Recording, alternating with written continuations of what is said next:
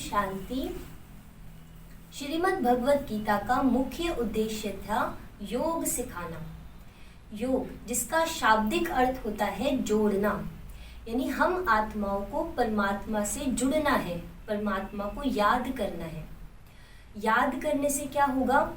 जैसे फूलों में खुशबू होती है, जैसे तिल के अंदर तेल होता है, जैसे लकड़ी के अंदर आग स्वतः समाहित होती है, ठीक उसी तरीके से हम आत्माएं परमात्मा की संतान हैं और आत्माओं के अंदर परमात्मा के गुण समाहित है। यदि परमात्मा ज्ञान का सागर है तो हम आत्माएं ज्ञान स्वरूप हैं। यदि परमात्मा गुणों का सागर है तो हम आत्माएं गुण स्वरूप है। बस हमें जरूरत है तो परमात्मा को याद करके उन गुणों को जागृत करने की। इसी को ही योग कहा जाता है। जैसे किसी भी प्रैक्टिकल चीज को करने के लिए उसकी थ्योरी पढ़ना अति आवश्यक होता है, ठीक उसी तरीके से योग लगाने के लिए हमें ज्ञान की आवश्यकता है। यदि हमें परमात्मा से योग लगाना है तो हमें परमात्मा के सत्य स्वरूप का ज्ञान होना अति आवश्यक है। और ज्ञान का सर्वोत्तम स्रोत है श्रीमद् भगवत गीता। कई बार आज हम कहते हैं, हम सभी कहते तो हैं कि भगवान एक है, सबका मालिक एक, लेकिन आज उस एक को ही हम अनेकों के अंदर ढूंढ रहे हैं। उस एक को हम अनेकों की पूजा करके ढूंढने का प्रयास कर रहे हैं, लेकिन हम यह भूल गए कि वो एक कौन है। आज इस संसार में इतने मनुष्य हैं और जितने मनुष्य उतनी बातें हैं। परमात्मा के लिए सबने अलग अलग अपनी अपनी राय दी है। कोई कहता है प्रकृति परमात्मा है, कोई कहता है परमात्मा तो कण कण में बैठा है, सर्वव्यापी है, और कोई ऐसे भी हैं जो परमात्मा के अस्तित्व को ही मानने से इनकार कर देते हैं। तो ऐसे में हम कैसे परमात्मा के सत्य स्वरूप को जाने और कैसे हम उसके साथ में योग लगाएं? तो इसका जो मुख्य स्रोत है वो है श्रीमद् भगवत गीता।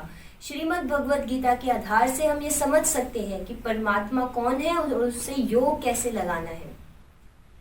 देखिए, आज हम सभी मनुष्यों की मत पर ही चल रहे हैं। जब हमने कहा प्रकृति परमात्मा है तो आज हम पेड़ पौधों की पूजा कर रहे हैं। जब हमने कहा परमात्मा सर्वव्यापी है तो आज हम चौराहे की भी पूजा करने लग गए, हम तिराहे की भी पूजा करने लग गए हैं।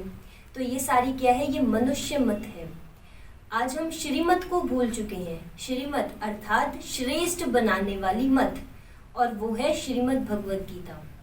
इसी बात को परमात्मा ने भी स्पष्ट किया। तो गीता के 7वें अध्याय के 26वें श्लोक में परमात्मा कहते हैं कि वेदाहम समतीतानि वर्तमानानि च अर्जुन भविष्याणि च भूतानि मातु वेद न कश्चन। परमात्मा यहाँ कहते कि मैं संसार के वर्तमान को जानता हूँ, भूतकाल में जो घटित हुआ उसको भी मैं जानता हूँ, और भविष्य में जो होने वाला है उसको भी मैं जानता हूँ। लेकिन इस संसार में कोई भी व्यक्ति, कोई भी प्राणी मुझे नहीं जानता है। कितनी क्लियर बात यहाँ कही। आज जितनी भी हम बातें सुन रहे हैं वो क्या सत्य है? परमात्मा की बातें।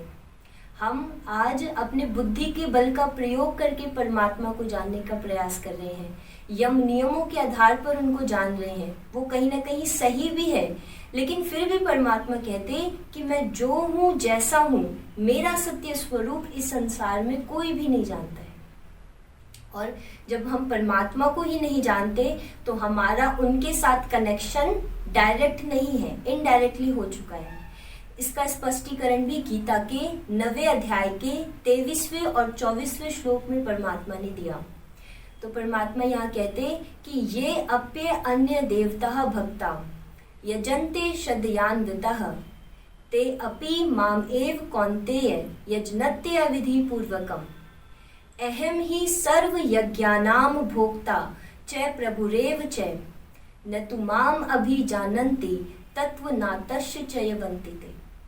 तो यहाँ परमात्मा कहते हैं कि इस संसार के जितने भी भक्त हैं वो श्रद्धा भाव से देवी देवताओं की पूजा कर रहे हैं।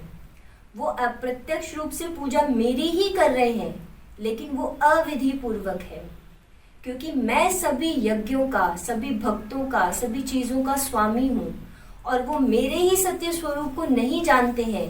इसी के कारण वो गिरती कला के अंदर आ जाते हैं। तो यही तो वो रीजन है कि आज सतयुग से बदलकर कलयुग आ चुका है। आज यदि हम अपने घर के बुजुर्गों के साथ में बैठते हैं, जब हम उनका अनुभव सुनते हैं, तो वो भी यही चीज कहते हैं कि आज से हमारा जमाना हुआ करता था जब चारों तरफ खुशहाली होती थी, न कोई महंगाई थी, न कोई भ्रष्टाचार था, न कोई ऐसी बीमारी थी। तो वहां तब बहुत खुशहाली थी। और आज देखते ही देखते कैसा जमाना आ चुका है। यदि आज हम 15 साल पहले की भी बातें देखें, तब की भी दुनिया देखें, तो भी कितनी अच्छी थी। तो सोचिए सृष्टि का आदिकाल कैसा होगा, है ना। आज हमारी इतनी गिरती कला हो चुकी है कि हम रिएक्टिव बनते जा चुके हैं। हमको बनना प्रोएक्टिव है, लेकिन हम रिएक्टिव हो चुके हैं। यदि आज हमें कोई 2 बातें कहता है तो हम बदले में उसको 10 बातें सुना देते हैं। फिर हम सोचते हैं कि ये हमारी बहादुरी है, ये हमारी शक्ति को दर्शा रहा है, लेकिन ऐसा नहीं है, ये हमारी कमजोरी है। परमात्मा कहते हैं जो सहन करता है वही शहंशाह बनता है ना। इसको हम एक एग्जाम्पल से भी समझ सकते हैं। जैसे एक सोडा वाटर है और एक नॉर्मल वाटर है। सोडा वाटर क्या होता है, उसको खोलते ही उसकी सारी हवा बाहर निकल जाती है, वो पूरा फैल जाता है। और जो नॉर्मल वाटर है वो बिल्कुल नॉर्मल ही रहता है। नॉर्मल वाटर से हमारी प्यास बुझ सकती है, सोडा वाटर से नहीं। तो हम क्या होते हैं, आज हमारी स्थिति है कि हम सोडा वाटर हो चुके हैं, रिएक्टिव हो चुके हैं, लेकिन हमको बनना क्या है, प्रोएक्टिव बनना है। तो हमारा रिएक्टिव नेचर क्या दर्शाता है, हमारी गिरती कला की स्टेज को, हमारी आत्मा की बैटरी की डिस्चार्ज को वो दर्शाता है कि हम शक्तिहीन हो चुके हैं।